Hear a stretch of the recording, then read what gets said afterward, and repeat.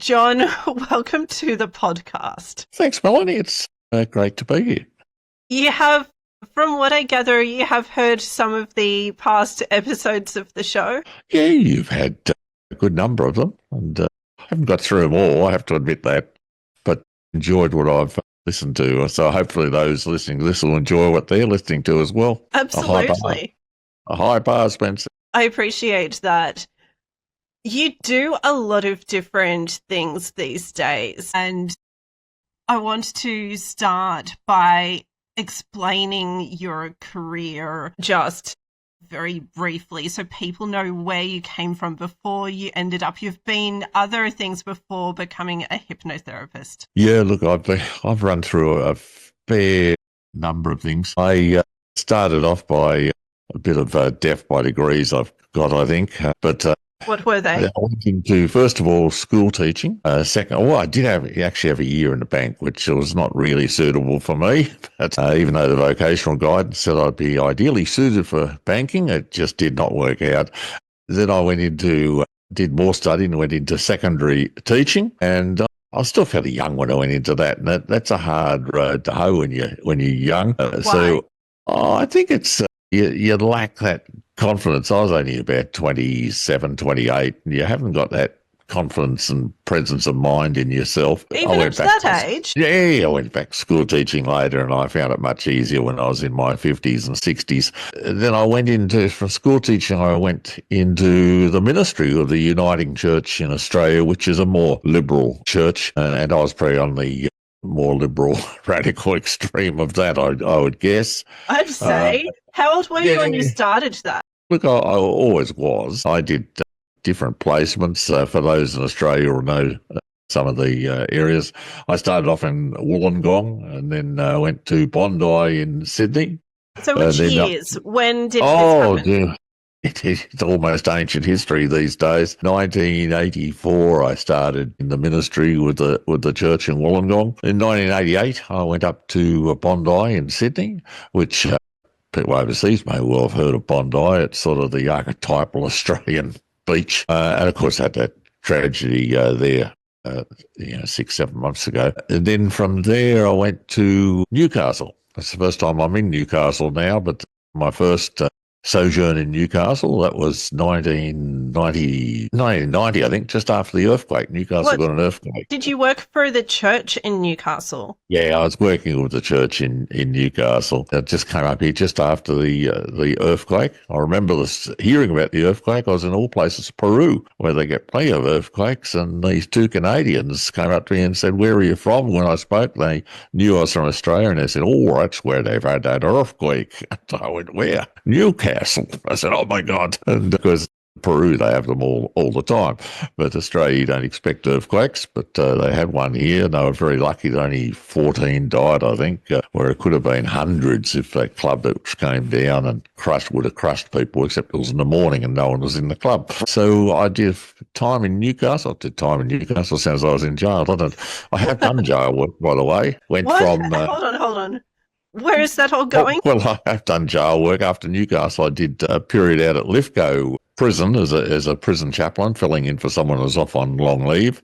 I met some of the most infamous people in the state, but they were the long laggers there. They were the ones that are in for the long period. You check your shoelaces and belt as you left, make sure they were still there, because you didn't want them. Why? For the obvious reason, didn't want them necking themselves. It was 1992, and you'd ask them, "When are you getting out?" And they'd say, 2023 or something. You'd say, "Oh my God, that's a long way off." It's perspective. For perspective, I was born in 89, so if they were getting in the early 90s, that's, a long while. I can picture that length of time. Yeah, it's a long while. That's hence my checking my belt and my shoelaces when I left the place. So, as I say, some of the most infamous names I won't mention, but people would know them if I heard them, or local people would anyway. Then I went from there to Wauchope, which is on the mid-north coast, a town of about 6,000 people, and did 10 years up in Wauchope. That was 1997 to 2007. Then a rural area, so it was different. I went then down to Sydney again at Bondi and did 7 years there, and that all ended up in a bit of a furore. When was Bondi exactly? 2007 to 2014, so even that's getting a while back now. It's 12 years ago. But that ended up in a furore, which the church and I finally came into real loggerheads, and it came to the point where my lawyer said, well, how deep are your pockets? And I said, well, not as deep as the church's. He said, I think you'd advisable just to take what they're offering. And I did. You got to know when to bend with a wind or take the best offer. That's wisdom, quite sadly, because you were a trusted leader and something happened. Yeah, it was a breakdown of relationship between the congregation who were on my side, the vast majority of them, and the church authorities were just a bit too progressive and doing things which didn't fit into the mould, which you'd never imagine that I'd do things that wouldn't fit into the mould. But nonetheless, that came to a breakdown. I was 60 at that stage. I needed to do a few more years to get to retirement. So I was lucky I could go back to school teaching, which I did. Did about 5 years, 6 years of school teaching, just casual. So you'd go out to different schools each day. They'd ring you in the morning, or if you're lucky, they told you the night before, or you booked for a block. Sometimes I'd be waiting for the phone in the morning, rudely awakened, nice and early, and can you come in and teach today? And I'd say, which school? And they'd tell me. So that was all great. You could teach anything from mathematics, which is not my forte at all. I could get up to about year 10 after that. No, it's beyond me. Wait till your teacher comes back. And my area was history, social science, but you could do a bit of science, you could do a bit of history, you could do a bit of English, you could do a bit of manual arts, anything you could be in. So it was always interesting. So then COVID came along, schools closed, so I didn't obviously go into the schools. Then they opened again. Yes, I was teaching until COVID. Look, the kids would, you'd hear them as I came down. Oh, we've got that old bloke again. I'd come down and say, all right, who said that? That's a perpetual detention for that. And they'd say, well, what's that, sir? And I'd say, it's detention forever. So one day when kids said, sir, did you know Julius Caesar? I said, no, I told them what they were studying now was, I studied that as modern history. Now they're studying it as ancient history. So one kid said, sir, did you know Julius Caesar? And I had to tell him, no, I never knew Julius, but I did see him from time to time. But anyway, we finally got out of school teaching and I went into hypnotherapy, which I've been doing I've been doing hypnotherapy on and off before that, but this is a solid thing I've been doing the last about 5, 6 years. Most of it's pretty non-eventful. It's sort of giving up smoking, giving up vaping, more of that, of course. Weight loss. You get some depression, stress, anxiety, all sorts of things. You get people, and it's a great modality. So if you've got any of those things, any of your listeners, I'd recommend hypnotherapy. It's fantastic. It really reorients the mind in a more positive way. It links into imagination, creativity. So the more imaginative, creative you are, which means you've got more chance of being depressed, by the way, because imagination is a great servant. That's how we get our art, music, etc. But a terrible taskmaster because it causes depression and anxiety and fears, all that sort of thing. So we flick the switch on that, and that's really fantastic. So I've done hypnotherapy for the last 5, 6 years, I guess. And let's just check, because you had all those jobs, but you mentioned a bunch of degrees. And although work is bigger than degrees, I'm wondering what sort of background in that sense now influences your view of the world now. Yeah, look, history, social science. So it was real humanities. I'm an inveterate reader. I love reading and thinking and cogitating about things. So I do a lot of that. I've got a huge library. I'm a real bibliophile. I can hardly move into place. My wife thinks anyway, there's too many books. What are you going to do? I've got rid of some of them actually when I retired from the ministry. But I've still got a lot of books here. I love thinking. So the degrees were in history, politics, philosophy, sort of that sort of humanities area. So a bit of psych thrown in as well. So, yeah, a whole lot of things that comparative religion. I did the last 2 degrees were in religion, and which had a lot of it comparative religion, theology, biblical studies. So yeah, whole language studies as well. You had to learn Greek. The New Testament was written in, which was not my great forte, but nonetheless had to be done. So all of those things, that's a sort of Right. Okay. I was mainly asking about the study that came before the work, but to get back to the hypnotherapy, so basically you looked at the humanities a whole lot. Yeah, a lot of systems of thought and psychology and philosophy, history, all sorts of things. So you did look at psychology before all of this. So that really informs then the hypnotherapy. And of course, from what I understand about the hypnotherapy is that people have to believe that it's possible and they need to trust and believe that it can work. Do you say so? Yeah, look, it's the correlation with hypnosis is imagination. The more imaginative a person is, and most people have got sufficient imagination. People think I'm not imaginative. I'm not an artist or a poet or a musician. But of course, people are imaginative.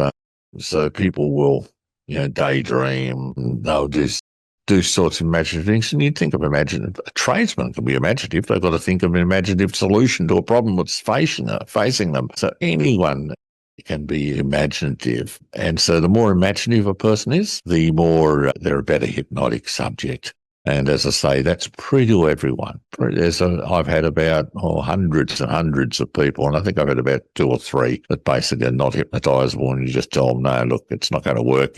I won't charge you. You can go now and find some other modality that will help you.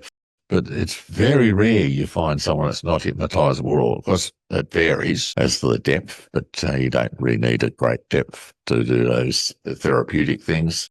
But people are hypnotisable because they're imaginative. We all have dreams. We all have daydreams. We're imaginative. This is fascinating because you're dealing with some of the big problems that people get, like the addictions. And of course, if someone needs help with anything medical, go and see a medical professional. We're not arguing against that. But the fascinating thing here is that other spaces used to help people with those sorts of issues. And I mean, you were a religious leader for so long and you were teaching, and now it seems like people are finding more of a solution to these emotional issues from the hypnotherapy. I swear by it because it's really effective, changes their orientation and their goals, and it gives them renewed strength. I had people come in and they've said, look, I smoked 30 years, 30 a day, saw John, and that was the end of it. I never even thought of smoking again. Now that's the incredible exception. You have to ask them, please leave me a review saying that. But but you do get that. But other people, it's more a gradual process. But it really is a very powerful modality, hypnotherapy, to goal change, set goals and to change orientations and habits and that sort of thing. So how does it work so effectively? Is it simply that people suddenly believe something? Do they have to then take action? What's going on? What happens is that it's a logical thing. I work with them very logically, and you can do little experiments, and you can get people, their hands are stuck together and it'll happen, or their eyes are glued shut. These sort of things will happen, and once that happens to them, they invest a whole lot of belief in you, and so and then you can do fantastic things, and I do it quite deliberately, things like their foot stuck to the floor, and I tell them what I'm going to do, and it may sound silly, I tell them, but then I say, well, see how powerful hypnosis is with silly little things like that, which are pointless exercises. Well, imagine how powerful it would be for something you really want. Now, the mind will think quite logically, that makes sense. I want to give up smoking. If you can make my foot stuck to the ground or make my hands glued together, well, of course you can make me stop smoking. And once they believe that, it becomes quite incredible. And then you tell them, I count to three, you'll no longer have the taste of tobacco in your mouth, and you count to three, and they roll your tongue around, and they start rolling their tongue around, and he's right. There's no taste of tobacco. Well, now sniff the hand you used to smoke with, of course. So they sniff that hand, and they go, there's no odour there. And by this stage, their mind is absolutely convinced, and the convinced mind is the mind that will work. So it's really something very, very powerful, and the more people get into it, the more fascinated they get by it, and the more they believe in it. It's the same as most people's experience of hypnosis would be those, stage hypnosis shows. And the more the people believe that what the hypnotist is saying, and the more they see evidence of that, the more they go into it. And so it's a very, very powerful modality. And I always say to people, see how powerful it is for the silly things, for the pointless things, how much more powerful for the thing that you really want, the change of orientation, or setting a goal, or dropping a bad habit, or whatever like that. Absolutely, absolutely. So much of this is people believing that it's going to happen. So we talk about dropping a bad habit. What successes have people had in sticking with a good habit? Yeah, it's interesting. Most people come to get rid of a bad habit. Very few people I want to be more successful, or I want to be more positive about myself. Of course, some of that's associated with breaking bad habits too. Obviously, if someone's depressed, it's because their imagination is running their show rather than them running their imagination. So you can turn that around and make them feel more positive about themselves and about the world. But it's usually people come for get rid of a negativity. There's not that many come to sort of take on a good habit. The negativities, I've gone through some of them. One interesting one, of course, negativity is you never get gamblers. Gamblers don't have problems. Very rare I get gamblers. Just lose a couple of $100 a week or $1,000 a week. That's not a problem. And we're saying that sarcastically because they don't have a problem. Yeah, they believe they don't have a problem. So you're very rare that you get gamblers. But it's mainly get people coming to depression, stress, anxiety, addictions, smoking, vaping more now, young ones especially with vaping, and alcohol, occasionally for illicit drugs. So, but usually to get rid of something rather than take on something. Although when they get rid of something, I give them something to take on as well, a positivity about themselves and about their whole life orientation and their goal setting. Right. You do need to add the goals on, and people need to be heading somewhere. So does someone really just do a practice once or a few times or something like that? How do people not end up needing to refresh and stay on track again and again over a time? Yeah, look, the last thing I want them is to become dependent on me. They've been dependent on something else. I don't want to transfer that being dependent on me. So I normally would say, look, 2 sessions will probably do it for you. Often it's just one.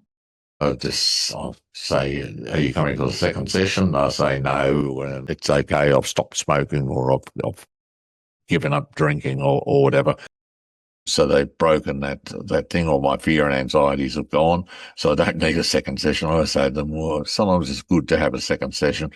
But I teach them self-hypnosis as well. And self-hypnosis allows them to be in charge of the whole process. And I tell them that, once again, it makes logical sense that they know themselves better than I know them, which is always the case. Therefore, the hypnosis they do to themselves will be more powerful than the hypnosis that I do them. So it's all logic in a sense. If the mind accepts logic and they can see the effects of that logical process, then they're much more likely to think, yes, this does definitely work. I'm definitely now a non-smoker, or I'm definitely no longer depressed, and feeling better about myself. So it's quite incredible the way mine works. So in a sense, I just do it quite logically, but you're touching deep places inside of a person. There's the logic, but also I'm sensing there's an element of identity for a lot of these. I'm not a person who does this. I'm not a smoker, not a drinker. Is that part of what makes the switch, the identity? Yeah, look, you switch, and I do it very instantly. I tell them that the thing they want to get rid of is going to shoot away at this is the way you say it, shoot away at the speed of light across the other side of the universe. As soon as I count to 3, and you'll feel an immediate release. And of course, that'll take you deeper into hypnosis, because when you feel that in hypnosis, you drop down deeper. You'll feel that thing and you'll drop way, way down. And the deeper you go into hypnosis, the better you feel. The better you feel, the deeper you go. So it's a cyclical thing as they keep going down. And then you count to 3, and suddenly now there's no taste of tobacco in your mouth, or anything to do with drinking, or your fear and anxiety, they're shot away at the speed of light. And then, of course, if it's something like fear and anxiety, you say, oh, in that vacant spot now, we're pouring in positivity and well-being and positive identity about yourself. So they can feel that. And if they can feel that, it's very, very powerful, because they feel it very deeply, because their mind is so open, because hypnosis makes you very relaxed. So all these censoring things that get in the way, no, I can't give up smoking, or no, I'll continue to be frightened or anxious about things, they just drop away. So the censoring faculty in the front of the mind drops away. And so what I'm saying becomes much more powerful, and they're ready to, much more open to accepting it, because they're not censoring it out.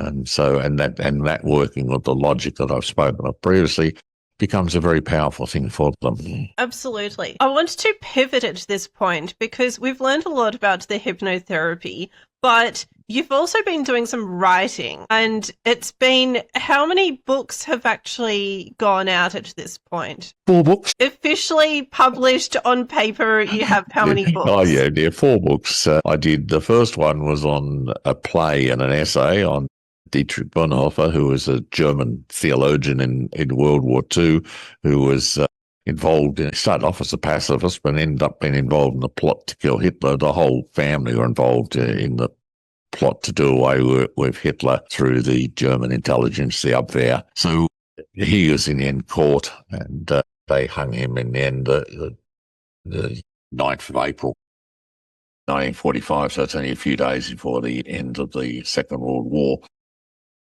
So that was known as a play and an essay.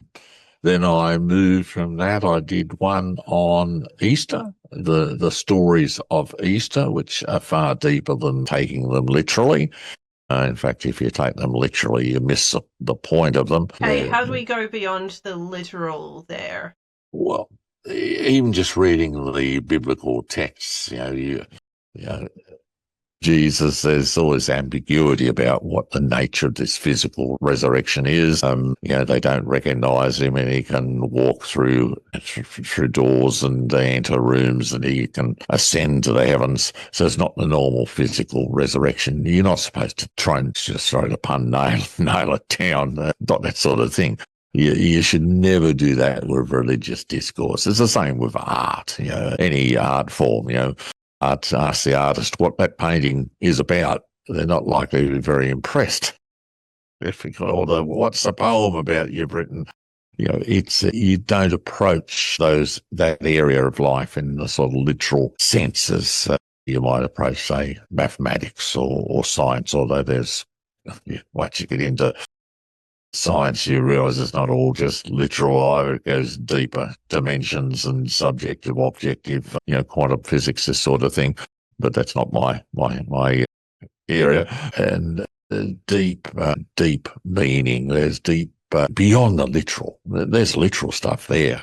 Pontius Pilate was there, but you don't read it for that. That's literally true, but that's not why you read it. It's a deep stuff which moves beyond the literal. So what is the resurrection? It's something beyond us, so we don't really understand. Suddenly these people were who were absolutely fearful and for their lives, which was understandable. They'd seen their leader killed off by the Romans, and the Romans just killed you get you out of the way. They didn't have any compunction about doing that. They were fearful, and suddenly they something happened. Something happened that they called resurrection, and they experienced in such a deep way. They ascribed a physicality to it that, as I've just said, it's not the sort of physicality that we normally associate with that, but it transformed them.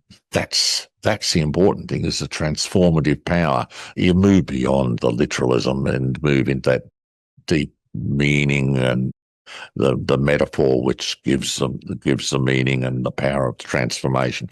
So that's on the Easter. Hold on. Are you saying that what really matters more than whether one person changed is actually that the followers transformed? I don't see people looking at that so often. It's what happens to you. That's why the Gospels were written. And they do plagiarise off each other, of course, but once they disagree with each other, it's deep, and it's not what they're called Gospels, which is an old English term for good news, and it's to transform you, to give you, to reorient and change your life rather than give you the life of Jesus. That's the secondary goal. The real goal is to change you, to transform you.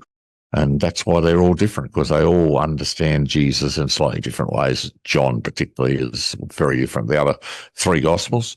But it's the power to transform you rather than to give you an account of Jesus' life. Interesting. It's worth asking, how are people meant to transform, or is it different for everybody? Look, it's going to be different for everyone. It was different for Matthew, Mark, Luke, and John. They understood differently. Paul understood it differently. Most of the New Testament is the Christian scriptures, they often call it these days, is Paul. They're all different, and they sometimes disagree with each other, and they were just a part of the church. There were wider parts of the church which had vehement disagreements. There were the Gnostics who had a different understanding, and they lost out in the early battle for the church. But the Gospel of Thomas, if someone wants to look at the Gospel of Thomas that you found online, it's more Buddhist almost, in the sense that it is about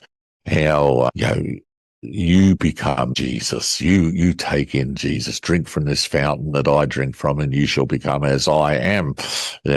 So you save yourself through your knowledge of Jesus, rather than Jesus saving you from beyond, as our canonical the accepted Gospels have.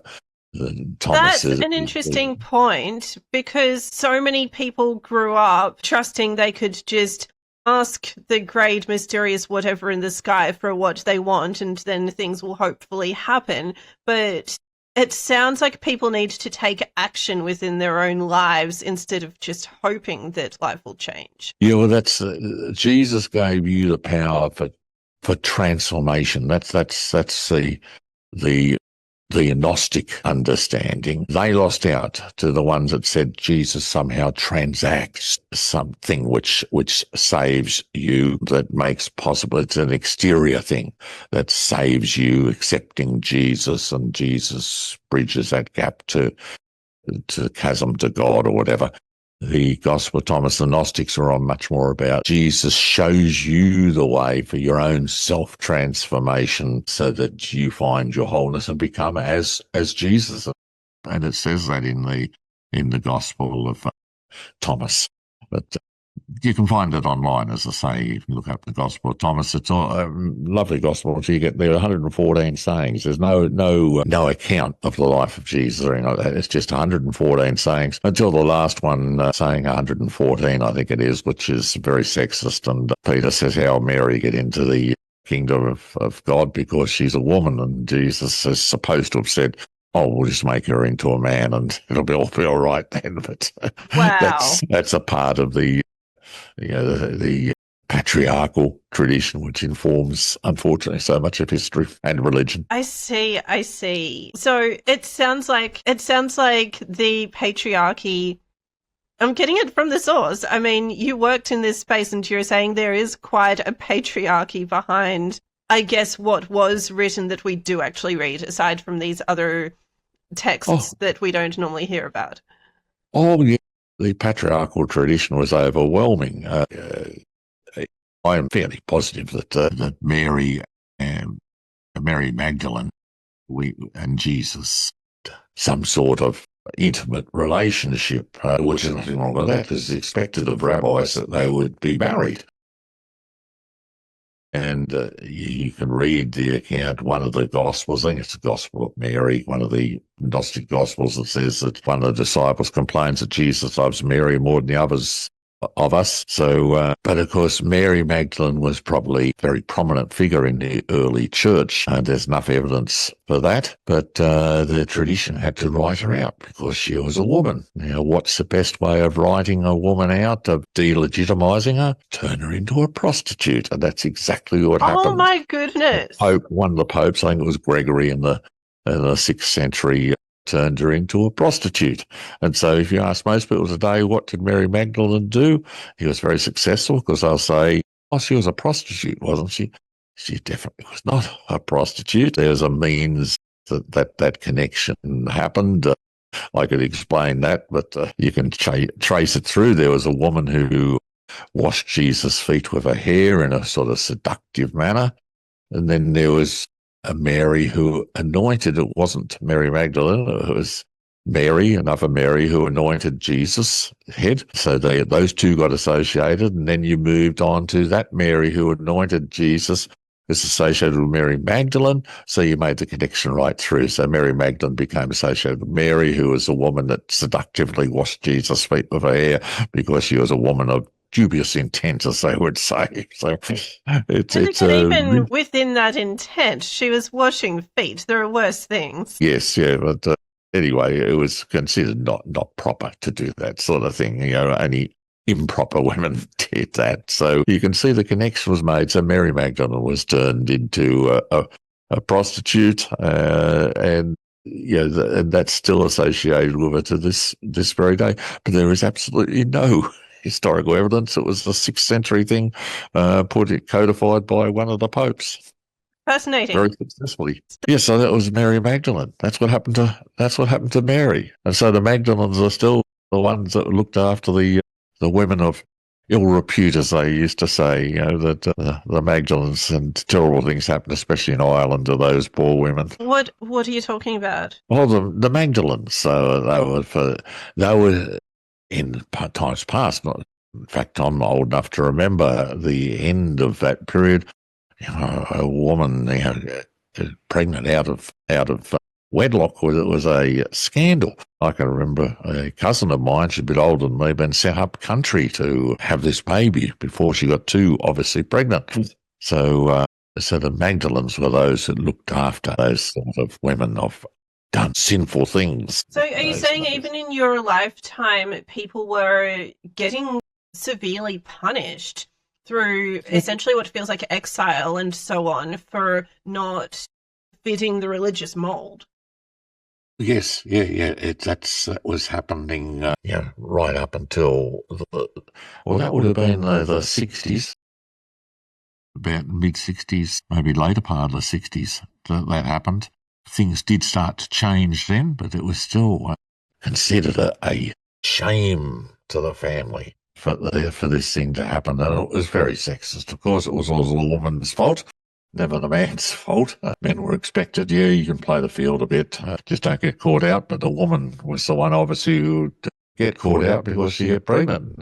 There's big changes that happened. Then, of course, the whole cultural thing changed, and also, of course, the pill came in, which in the early 60s they came in.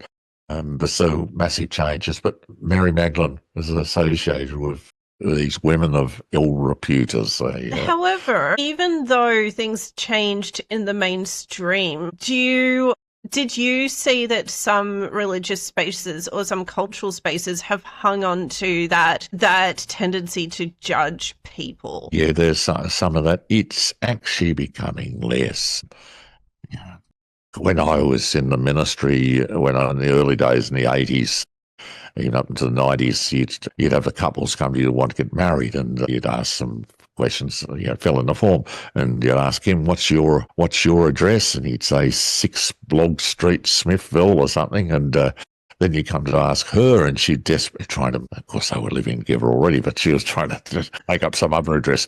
What's my parents' address again? And they'd give you that address.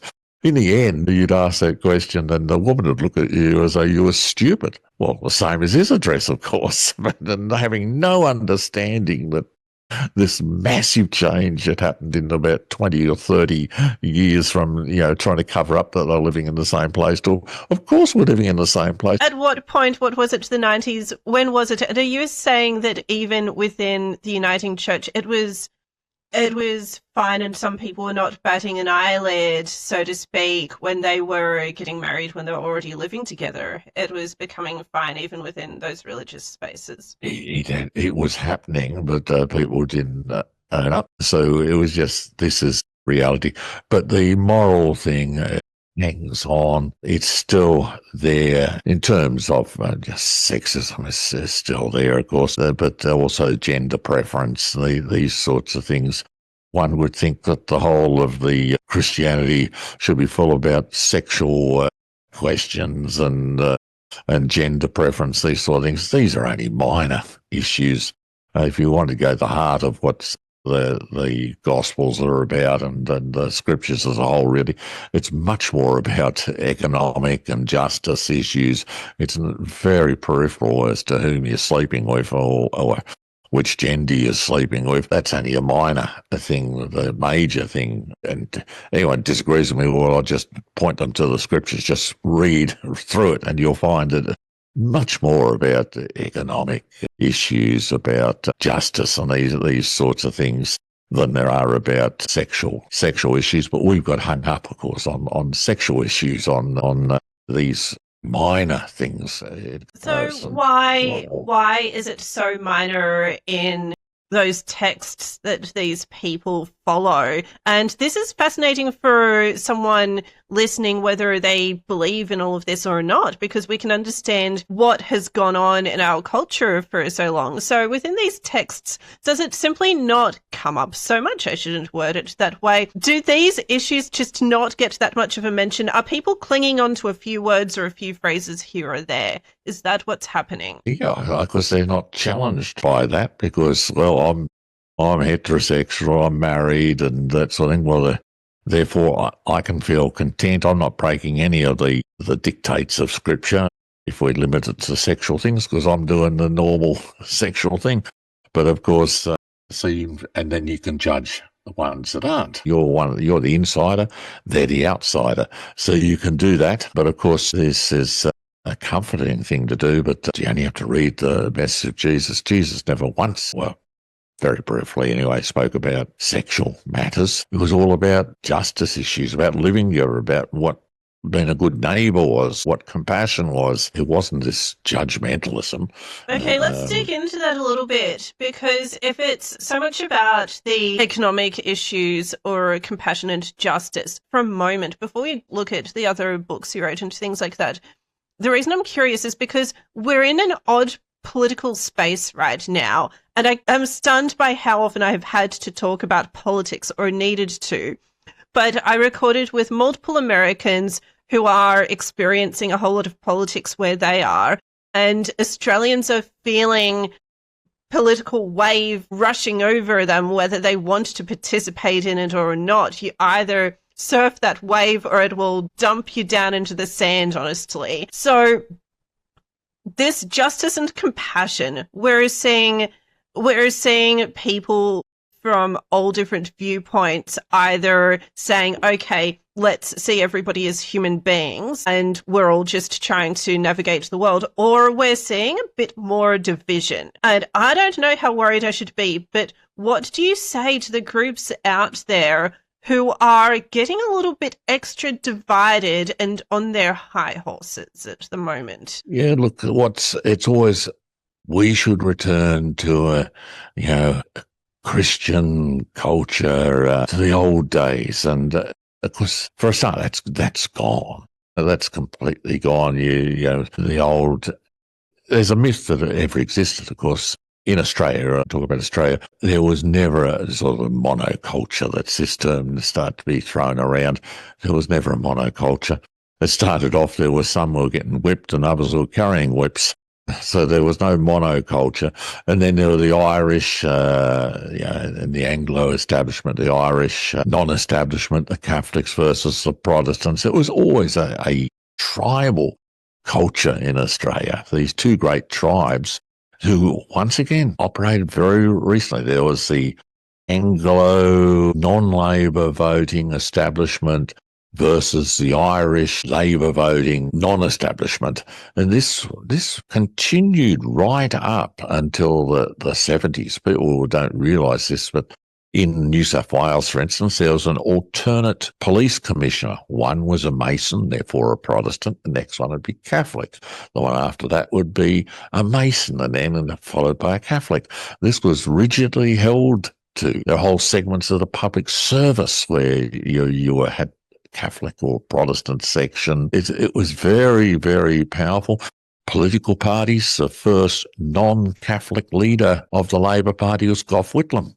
You're talking about 1967. The first Catholic leader of the Liberal Party was a state premier, Nick Greiner, and that was, you're talking about the late 70s, I think. So it comes up to fairly recently, but the monoculture has never existed in Australia, and to try and project it, make it happen now is just ridiculous. You only need to walk around, say, Cabramatta in Sydney or Dandenong in Melbourne. You can just see that it's gone. Forget it. That's understandable, but people are on either side feeling threatened. And I'm seeing so much of a parallel thing is I stumble upon the wonderful people I get to record with, and I have talked with some conservatives on the podcast, like my good mate Sarah, bless her so much, and I chatted with a Democrat as well. And I've talked with all sorts of people, but the sense that I see of external groups beyond the show is that people feel threatened by whatever is on the opposite end from them. I'm seeing it on both. Either people are having that reaction or they're trying to find some common ground. So to move beyond the monocultural or multicultural issue, I'm seeing a parallel between that and the religious judgment. Are Aussies just so judgmental? I mean, we have the tall poppy syndrome as well. Are we all just going around judging each other? Is that what we're really doing? It's a very comforting thing to judge people from being inside a status. You judge people who are outside, and it makes you feel good. It makes you feel as though you belong. Tribalism is very strong, as I just said. Australian history can be understood by tribalism. So tribalism is a very powerful thing, and the neighbouring tribe are always the enemy. They're the ones that are dangerous, and you've got to watch out against them. And we're seeing a lot of that now. Now, this brings us back to the Christian writings. The whole of the New Testament, the Christian scriptures, were written around this issue of race. Whether Jesus could be contained within the old categories of ethnicity and religion, which was Judaism, or whether he broke out of that. And we know what the Christian faith came to the conclusion, because Christians aren't all Jews. That there was an acceptance of the Goyim, the Gentiles of the world, into the church, and the church became universal. So the faith of Jesus became one not identified with an ethnicity or a religious background, but became wider than that. So that's what happened in the account of Pentecost, which is the birth of the church. Once again, understand it mythologically, not literally, when suddenly they could speak all the languages. The disciples start speaking all these languages of Phrygia and Parthia and Egypt and Cyrene, etc. They magically had this ability to speak these languages. It's the sign in that story. What the story is trying to say is the church is a universal thing. It can't be contained by category, by ethnicity or race or anything like that. It is beyond ethnicity, and it's interesting that you bring up ethnicity, because I'm going to really put myself at risk here, and I shouldn't it shouldn't be that way, but I'll put myself at risk and say that I was reminded by family very, very occasionally that I am a small percentage Jewish. And I didn't think about it a lot, but it just popped into conversation very rarely. And you're reminding me that, right, Jesus was Jewish. Do you think we're all going to always be in division because it's human nature, seeing just how things have unfolded over so many decades? Yeah, well, human nature is a big question, isn't it? Of course, Christianity, you plump down the side, especially since Augustine, that we are born with this original sin and we're oriented to doing the wrong things. But when you think of it, you think of the cooperation of people together. You think, people will stop if you're going problem on the road, the car's broken down. People will stop and say, "You're right, mate," or you're going to get to the next town. And that's a small instance, but people have this capacity to cooperate and to care and think of other people. So I think it's too easy to say that humans are, essentially bad or evil, or they're essentially good. I think we're a complex mixture of both, and I guess it's to sort of cultivate the latter to become the people we ought to be. And Jesus tells the story, of course, about the Good Samaritan. And the issue of that is, who do I make a neighbour? The person lying on the road, it's the outsider. Will they make that outsider a neighbour by accepting their help? And of course, in that story, the person does. That's the heart of that story, the Good Samaritan. Who will I make my neighbour? That's a great question. Because the question is, who's my neighbour? And Jesus says, no, it's who will you make your neighbour? And he gives the story of the Good Samaritan who is prepared to make everyone his neighbour. It's a bit like the saying of how you can make your own family, as in your friends can become your family, things like that. So, but what about the other books? So were there other books after looking at a lot of get out of Easter. The next one, it won't surprise you, was Christmas. Okay. So, there's all the mythology around Christmas. I'm questioning the literal things because you've got to understand the deeper things. So why is the star there? The heart of them is that, the angelic choruses sing because something incredible has happened. The disciples going to appreciate Jesus was first a teacher. They started to follow him, and then they said that he came deeper categories. So he was the Messiah, the expected one that was to come and pretty nationalistically release Israel from the oppression of Rome. And they came to deeper and deeper understandings. Once they did that, they understood that this one has been divine. That's the deepest understanding they come to, which is incredible. It's beyond Messiah, because the Messiah was never expected to be divine. But once they understood that, they said, when did he become divine? The Christmas story is an attempt to answer the question of when did Jesus become divine? It wasn't just at his baptism, at the beginning of his ministry. No, it must be at the beginning of his life, his birth. John says, no, he was divine from the beginning of creation. That from the very point of creation, Jesus was divine. In him was the Word. The Logos creates the world. That's the word in Greek, this idea of the Logos. And Jesus was the Logos. So he's there from the beginning of creation, co-creating with God. So that's John's solution. So you move actually back. But the Christmas stories are a halfway point in that. They're in two of those Gospels. So you've got to give signs that show that, that Jesus is divine, and they use the archetypal signs of star and angelic choruses. That's what you have been writing about. But there was another book after that one, right? Yeah. The fourth book I've done is on I've got it in Wisdom and in Passion, as comparing and contrasting Buddha and Christ, because they're fascinating figures, both of them, but they come at things from a different direction. And I've tried to get that in the title. In Wisdom, in Buddhism, you turn inwards and And in wisdom, you find, to use a Christian term, salvation, where you find your, your freedom. In Christianity, of course, you don't turn inwards.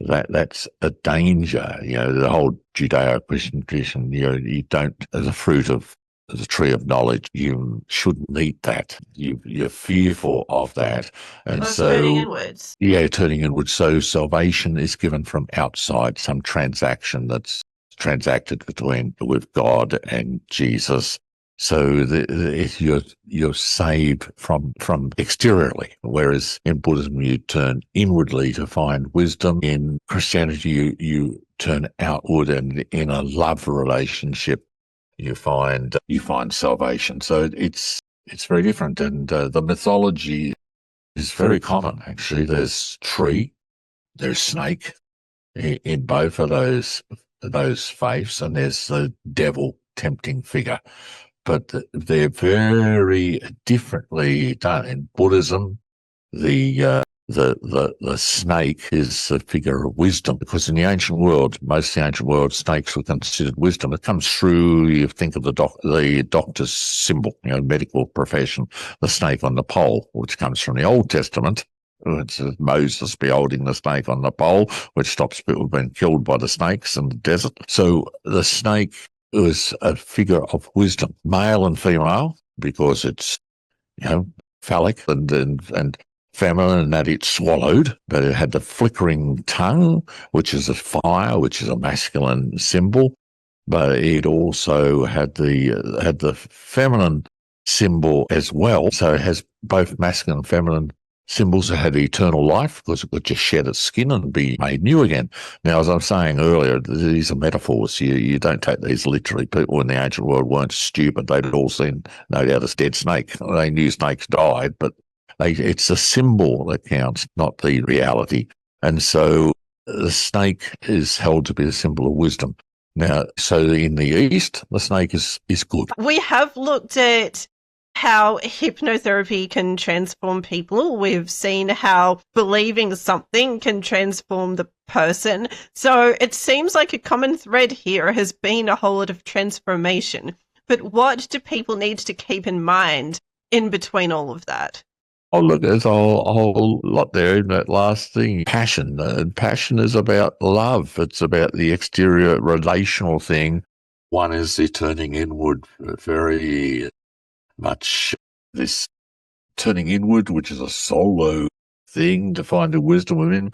One is about saying it's love. It's the exterior thing. It's a relational thing. You need to hold both of those in tension, and so that's a really important thing. That's what I come to this book on Buddha and Christ. Don't try and homogenize them. That's to do justice to neither of them.